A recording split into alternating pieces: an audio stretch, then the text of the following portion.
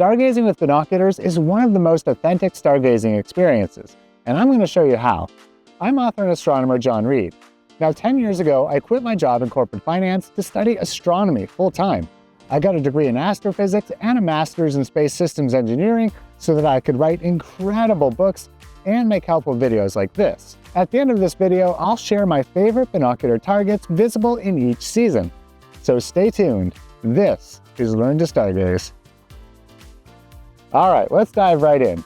If you want to use binoculars for stargazing, you need to know how to use binoculars in the first place, and you may want to practice during the day.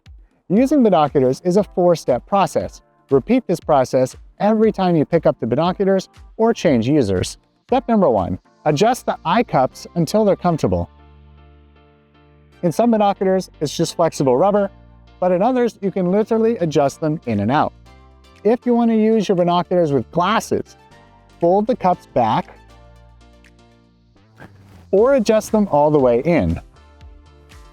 Step 2, carefully adjust the distance between the two sides until you see one circle, not two like on TV. Step 3, close the eye with the diopter. The diopter is the single eye focus. And focus the binoculars with the central focusing wheel. Step 4, open the eye with the diopter and focus that eye. There, you're done.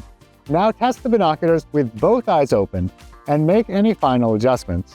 From this point onward, you should only need to adjust the focus using the main focusing wheel. Say we found a target like the Pleiades star cluster that we want to observe. Holding the binoculars at the ready, point your head directly at the target. Then slowly raise the binoculars up to your eyes. Binoculars have a field of view of about 3 fingers at arm's length, so if your face was pointed directly at the target, after you raise the binoculars up to your face, the target should be within the binocular field of view. At this point, you may need to tweak the focus, or if using zoom binoculars, adjust the magnification to optimize the contrast in the image. Here are 3 things that I recommend to optimize your binocular stargazing experience. Number 1, you need dark skies and big skies. The stargazing experience is very different with binoculars as compared to a telescope. While any telescope can see the rings of Saturn and zoom in on craters of the moon, binoculars are best used to observe deep sky objects like large star clusters and large nebula. These are objects that look far better the less light pollution you have. You'll also need to pay attention to the weather and the moon phase here. With binoculars, it's best to stargaze on nights when the moon is not in the sky. Unless, of course, you want to observe the moon's most prominent features, which can be a lot of fun as well. What I mean by big skies is that it's best to stargaze from a place where you can see a lot of sky, like from a ridge or open space in a park. You don't want to be stargazing with trees or buildings in your way. Number 2, don't just stand around. Sit down and get comfortable. Use a picnic table so that you have a place to set your binoculars and your stargazing guidebook. With binoculars, you can often stargaze while sitting at the table. It also helps to use an Adirondack or other reclining chair when viewing objects that are high in the sky. Sometimes I even lay down on a bench to see objects that are directly overhead. Number 3 is planning. You want to have some sort of red flashlight so that you can read your stargazing guidebook. You might be tempted to use your phone or a stargazing app, but this will ruin your night vision. The more dark adapted your eyes, the more stars you'll see, and the better things will look like through the binoculars. Guidebooks like 50 Things to See with Binoculars are organized by season, so you may want to read that section of the book before you go out at night, so you have a general idea where things are that you might want to observe. Now let's talk about different types of binoculars.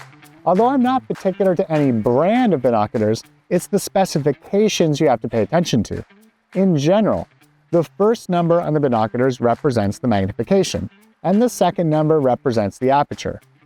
Another example are zoom binoculars, which may be labeled 10-22 × 50. In this case, the magnifications are between 10 and 22 with a 50mm aperture. However, I've purchased some binoculars on Amazon where the specifications were simply wrong. These cheap binoculars are labeled 12-50, but this aperture is clearly only 30mm. So at least in this respect, it might be best to stick with well-known brands like Bushnell, Celestron, Nikon, and so on. Now, as with telescopes, objects will look best when the exit pupil of the binoculars is around the same size as your dilated pupils.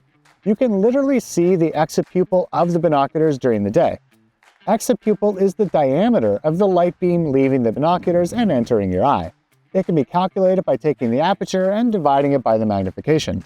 That's why I found zoom binoculars so effective, because by changing the magnification, you can find the exit pupil sweet spot for your particular eyes. You can literally see the exit pupil changing here. Here's 10x zoom, showing a 5mm exit pupil, and if I zoom in to about 20x, here we can see a 2.5mm exit pupil. If your aperture is too small, like 25 for example, and the magnification is 10, then the exit pupil is just 2.5mm. Dark adapted pupils are 4 or 5mm wide, so when apertures are small, objects may look dim or lack contrast. You won't be able to distinguish a nebula from the background sky. Now the same goes for 20 by 50 binoculars, which are quite popular. These have the dual issue in that they have a small exit pupil, as well as a high magnification that makes them difficult to stabilize. Now 10 by 50 binoculars seem to be almost ideal, since these offer an exit pupil of 5mm, which is quite comfortable. 7 by 50s offer less magnification and a high exit pupil. So the main benefit of 7 by 50s is that the magnification is 7, nice and low. This makes it really easy to stabilize the view. There are also astronomy binoculars with even higher apertures.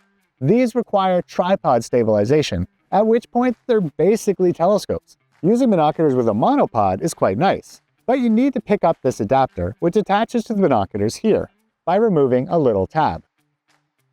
I'll post a link in the description for this adapter. Let's talk about choosing targets. Binocular targets are often quite different than telescope targets, as here we're typically choosing targets that are too large to fit into the field of view of a telescope, but often too dim to see with the unaided eye. The other lesser-known benefit of stargazing with binoculars is the increased contrast that results in being able to use both eyes at once. The North American Nebula is a prime example of this. I attended the Nova East Star Party in 2025, and Tony Shellick, who was the consultant on 50 Things to See with Binoculars, handed me a pair of binoculars and told me to look straight up. I did, and I was able to see the entire North America and Pelican Nebula in the same field of view. Now let's talk about specific targets. Here are my favorite targets by season, and all of these targets are from my latest book, 50 Things to See with Binoculars in Space. Starting in the fall, at least for those of us in the Northern Hemisphere, it's the Andromeda Galaxy, which looks absolutely amazing in binoculars from dark skies. Although this picture might be a bit generous, you should be able to see considerable structure in the galaxy, as well as two satellite galaxies, M32 and M110.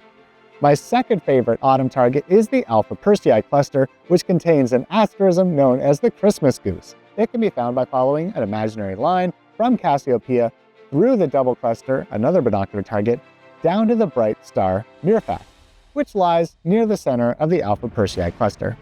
In winter, my favorite target is the Orion Nebula, which is clearly visible in binoculars below Orion's belt. This is followed by the Pleiades, M45, which can be seen with the unaided eye as a grouping of 6 bright stars, though through binoculars, dozens of stars come into view. Rolling over to springtime. Now, for telescope users, springtime is known as galaxy season due to the position of the Virgo galaxy cluster. Unfortunately, unless you have extremely dark skies, you're unlikely to catch many of these galaxies in binoculars, so you'll most likely be back to looking at star clusters such as the Beehive in Cancer, which I think looks like a little house, as well as the Coma cluster located in Coma Berenices. Finally, Northern Hemisphere summer is where binocular stargazing really shines, though I hear the skies from the Southern Hemisphere are even better. Anyway, from dark moonless skies, simply pan the binoculars through the Milky Way, and there is so much to see. First, you'll probably run into M8, the Lagoon Nebula, and then the Great Globular Cluster in Sagittarius, known as M22. Of course, if you want even more to look at with binoculars, be sure to check out my book, 50 Things to See with Binoculars in Space, on Amazon or wherever books are sold. With this book, you'll probably never run out of things to see in the sky. If you pick it up, let me know in the comments and leave a review. Well, I hope you enjoyed this video on stargazing with binoculars. Subscribe to Learn to Stargaze to take your stargazing experience to the next level, and remember, the future is looking up.